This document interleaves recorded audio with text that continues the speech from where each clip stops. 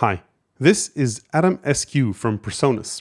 It's a MIDI controller that can play and control your hardware or software instruments, and it has a tight integration that unlocks a lot of functionality with Studio One, also by Presonus, as well as a fairly good integration with Ableton Live. What makes it immediately distinctive is its two offset rows of pads. They're arranged this way to mimic a piano keyboard, similar to the keyboard from Keith McMillan, but having the extra pads gives it the flexibility to shift this keyboard around, up and down, as well as to use it as drum pads or in continuous pad mode, along with scale mode when you select one of the scales, giving you immediate access to 4 octaves instead of just 2. Beyond this, with Studio One, as I'll show you later, they can also be used as a TR-style drum sequencer.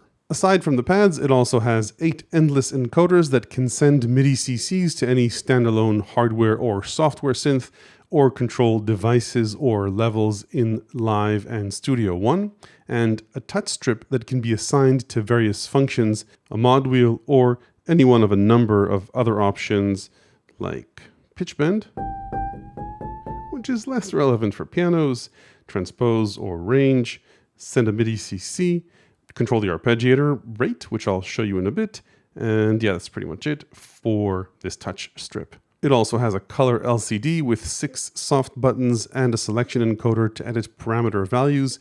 The screen has fairly good viewing angles front to back, slightly less so left to right. The user interface is fairly consistent. You touch a soft button and then edit its parameters. Sometimes its impact is immediate, like when you change pad modes. You'll often have multiple pages of parameters. In MIDI mode, you'll see this little dot, which tells you which page you're on. In some of the DAW integrations, you don't see that. The plus and minus buttons are also configurable and may change based on the DAW integration. In standalone MIDI mode, they're used by default for pitch bend. Again, not relevant for a piano or for octave transpositions. But you can also use these buttons to transpose octaves. So this is better off set to pitch, and then the A button can be used as a sustain pedal. So typically notes don't hold, as sustain pedals tend to work, but if you press it, you might even hear the sustain pedal, and notes are held until you release it. The encoders send MIDI CCs. You can map them to anything you want in a software or hardware instrument. Here I've mapped these 3 knobs to the first options here. Mapping is typically done within your hardware or software synth, so if I wanted to map this parameter, I'd hit Learn MIDI CC, turn the knob that I want to use to control this parameter, and the assignment is made. Again, this works both for hardware and software synths. There are 4 overall controller modes: song, instrument, editor, and user, which have different functionality depending on whether you're using this as a standalone controller or connected to a DAW, and what the integration with that DAW looks like. The transport buttons and arrow keys just send MIDI control information in MIDI controller mode, but when paired with a DAW, they can be used for transport and with shift for the additional functions mentioned here, and arrow keys will typically let you move around either the Ableton Live session grid or tracks within Studio One. If you were to compare this to a MIDI controller, even one with mini keys, you could see that the range from C to C is slightly shorter than on a mini key controller, so this is slightly tighter and of course doesn't feel like playing a regular keyboard. So don't expect to come to this and play exactly as you would a regular keyboard. However, an advantage that these pads do have, aside from the 4 octave range in scale mode and the drum pad modes, is that they have polyphonic aftertouch. So when paired with a synth like Pigments from Arturia, this is what aftertouch does in general. And if you press 2 keys, typically on most keyboards, aftertouch will apply to both sounds regardless of which key you press. However, if we enter Setup and enable polyphonic aftertouch, then you'll be able to hear this motion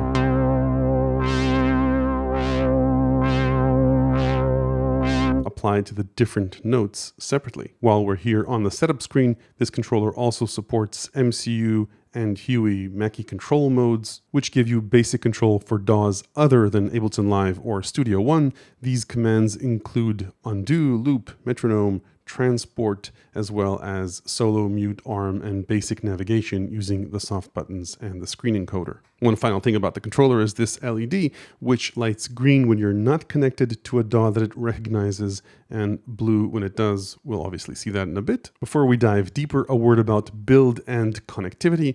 Atom SQ is light and all plastic, but it doesn't feel cheap. Its only input and output, though, is a single USB-C port in the back. No MIDI ins, no MIDI outs, so if you want to use it to control a synth that doesn't have a USB host port, like this one, you'll need a USB MIDI host. There's also no input in the back for a sustain pedal, so if you want to use one which isn't this button, you'll need to make other arrangements. You can hook Atom SQ up to an iOS device, but make sure to use one of these dongles that lets you also power the Atom SQ separately because it requires too much juice from a regular iPhone or iPad. I've not tried it with the new iPad Pros. It might work with those directly. Let's dive a little bit deeper into Atom SQ's capabilities as a standalone controller before we look at the DAW integrations. It has a built-in arpeggiator on the second page of the instrument mode. Let's take a brief look at its features. If I turn it on, it'll detect velocity as long as I hold the keys, which is a nice expressive feature. And it also has a hold mode. Currently, that's at a single velocity. So it's a little bit aggressive. Hopefully they add a feature which will let you either set the velocity for the hold mode or let it still detect velocity based on how you press the keys initially. Aside from that, it's got the basics you'd expect. Rate controls, including triplets. BPM is set in the setup page, octaves. And a few modes.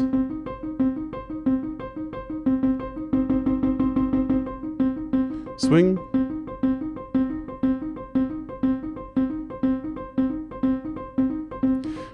Pretty cool, but that's pretty much it. A disadvantage of the arpeggiator is that if you exit this mode, it'll no longer run. Even if you leave it on hold, exit the mode, it'll stop. I asked Presonus about this, and they said they're aware of this limitation and that it will likely be addressed in a future firmware update. There's also no gate parameter in the arpeggiator, which would be nice. Tempo is set in setup, and there's an internal clock, which you can change, and this does sync to external clock as well. By the way, if you're using Atom SQ with a DAW, you don't need to worry about the internal arpeggiator too much. Your DAW probably has an arpeggiator. Studio One and Live have one. If your DAW doesn't, maybe it's time to switch. Let's take a look at a few more MIDI controller features. Even when you're in this simulated keyboard mode, you can still change the scales. Now, normally all the pads, the keyboard pads, are lit up equally so that you can see it clearly as you transpose up and down, which is nice. But if you wanted to show you a scale, you can. You choose different scales, and then the pads that are out of the scale will be almost but not quite turned off. So you still have a guide for the scale, but you can use notes out of it if you want. In this scale mode, you're still limited to just a bit over 2 octaves, but if you move into continuous mode, then you have both the scale of your choice and more than 4 octaves to play across. And if you choose a scale with fewer than 8 notes, you can get a range that you can't even play. It's maybe... This is 6 octaves. So if you're ready to do away with all those pesky non-scale notes, you might not impress your piano teacher with this, but it sure is fun to have such a large range directly accessible in such a small space. So I think I covered everything there is to know about the pads. You can change which channel they send information on just by pressing one of the pads and then clicking channel and changing that and then hitting store to current. Current means current preset, and there are 10 presets you can jump around from, which is pretty neat. Presets also have banks for the knobs and for these buttons. So if I go ahead into user mode, you can see that I can choose pages for knobs, one of 4 pages for the knobs and one of 2 pages for the buttons. And once I've chosen that, I can program what each knob does by just turning it here and then choosing which CC I want it to affect and which channel. I can either store that or just move to a different knob, move back, and it resets to the original. Same goes for these buttons. Typically they control octaves, but with Shift, they can have different functions, which you can program here. If you want it to work the other way around, that Shift transposes octaves and they send CCs by default, you can change that in the setup.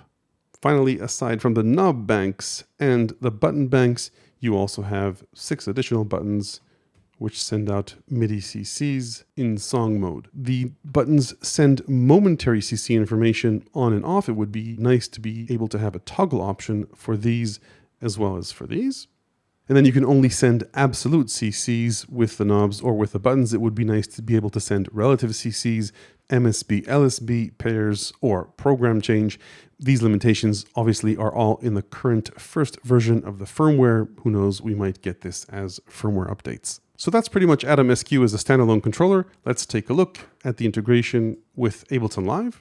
When I turn Live on, if the two are on speaking terms, this LED turns blue and we are in Ableton Live mode.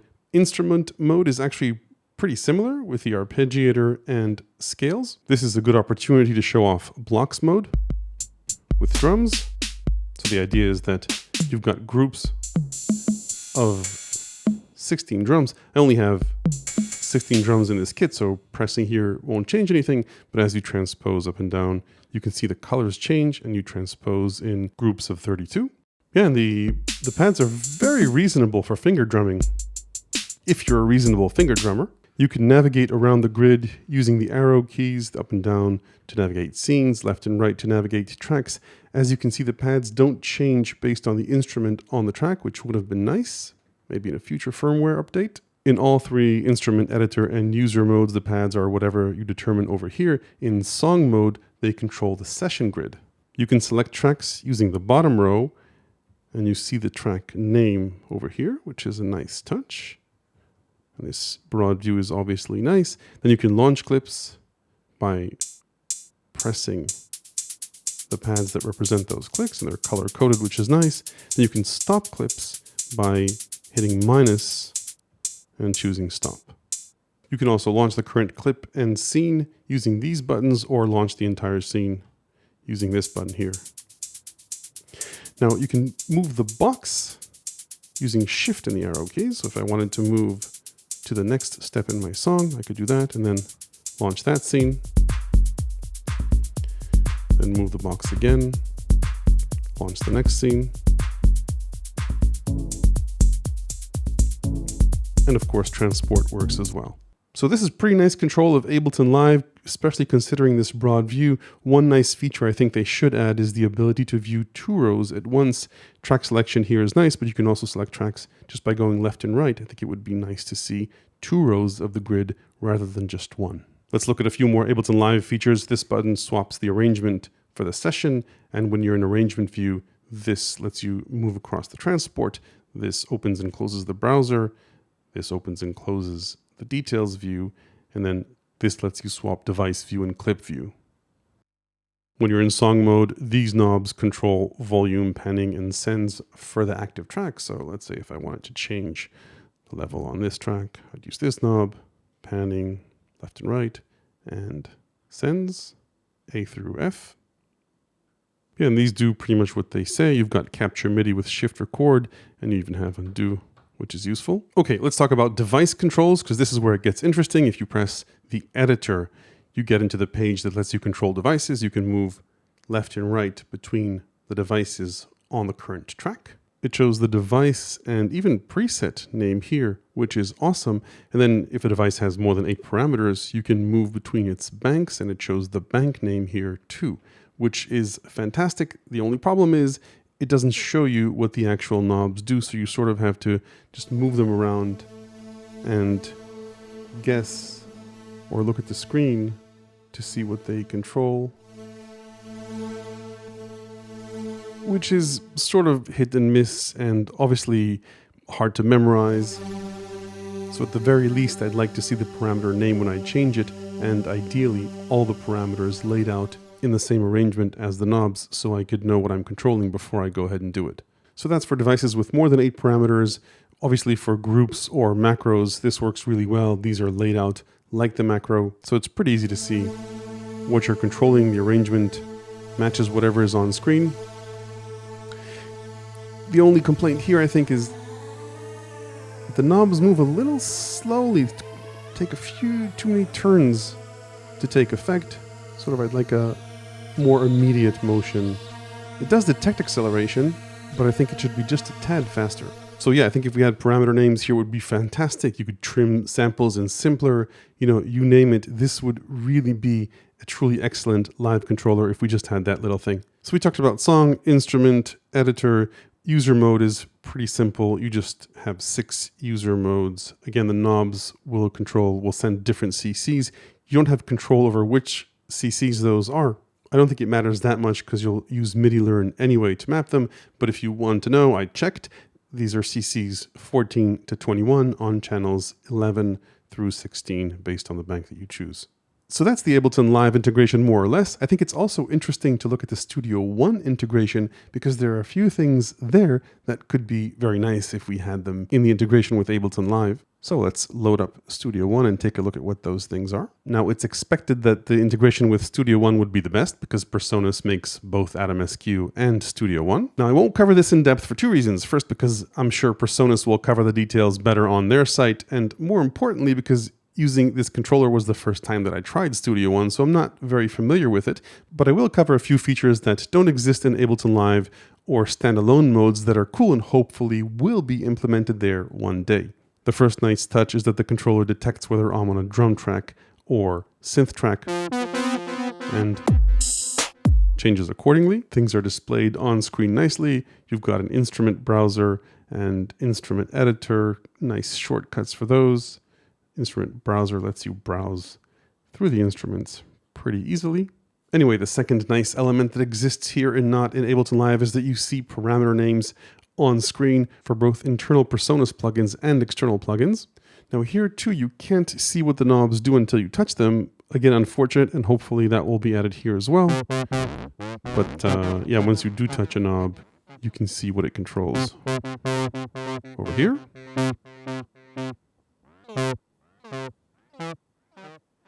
And if you're using third-party plugins, mapping them isn't that big of a deal. I'm using Hindbox Fundamental here. So you can map both the knobs and the buttons in user mode. I've mapped this to trigger to turn it on. And then there are 8 oscillators and 8 knobs. So we've got to control the oscillators here.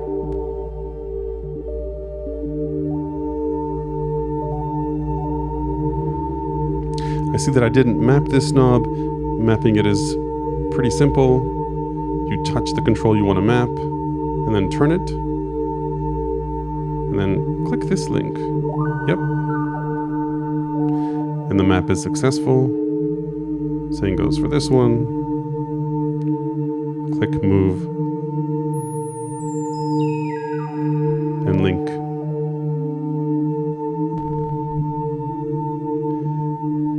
So, pretty nice. Then the last thing that I wanted to show you is drum sequencing. Let's go into track 1 for this. So we can obviously play all these live. But if I go ahead and add a pattern to this track, and then go ahead into the editor, then I can choose my sound and just very simply sequence it. And we've got this going. There are a few other options here. For example, there are variations. So I can duplicate this into a variation, variation 2, and variation 1, then add something else to say variation 2. So now this is variation 2 and this is variation 1. There are plenty more features here. You can change the number of steps in a pattern, decrease or increase them up to 64 steps. You can change the number of steps on a per kit basis, so have more hats or less hats. You can change the resolution for a particular piece of kit. There's also a melodic sequencer that works very similarly. My point is not to get into the features, but just to say that there is a sequencer here. It's great if you have Studio One, and hopefully this will be added maybe both to Ableton Live and also to the standalone MIDI controller mode. And I just want to say this is wishful thinking on my part. I got no indication that that's going to happen from Presonus. Okay, so let's summarize the pros and cons. First, I'll separate the hardware from the software or firmware because the hardware can't change and the firmware may. On the hardware side, two things you should know that are missing and you may expect from other MIDI controllers are direct MIDI inputs and outputs and a sustain pedal input. Other than that, I wouldn't discount this because it's plastic. Time will tell how this holds, of course, but there's nothing about using Atom SQ that makes it feel cheap, on the contrary. Aside from that, on the hardware side, Atom SQ's disadvantage is also what gives it an edge. These aren't real piano-style keys, not even MIDI keys, so while the buttons may light up like a piano keyboard, they don't play like one, and it takes getting used to. However, what you get in exchange for losing the familiar feel of piano keys is the extended octave range in scale modes. 4 or even 6 octaves in this form factor is a big deal in my book. 32 drum pads when you're using this as a drum controller, clip launching if you use Ableton Live, and drum sequencing if you use Studio One. Another thing you gain here, which you don't see in many keyboard-style controllers, is polyphonic aftertouch, which an increasing number of software and hardware synths support. On the firmware side, I'm reviewing the release version of the firmware, and for version 1.0, it's already formidable with very few bugs.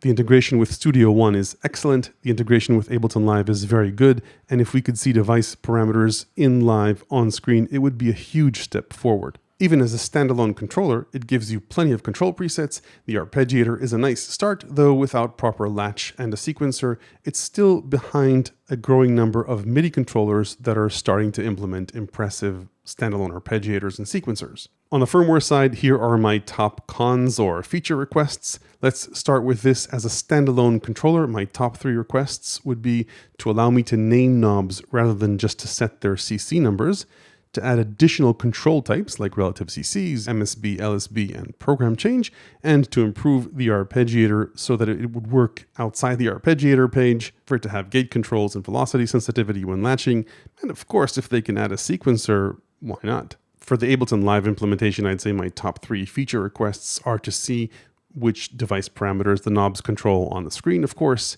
a 2-row box option in song mode so that we can control 2 rows of clips. And one thing that I didn't mention earlier, you can't change the MIDI channel of the controller in Ableton Live mode. You've got to shut down Ableton Live, change the channel, and then go back into Live.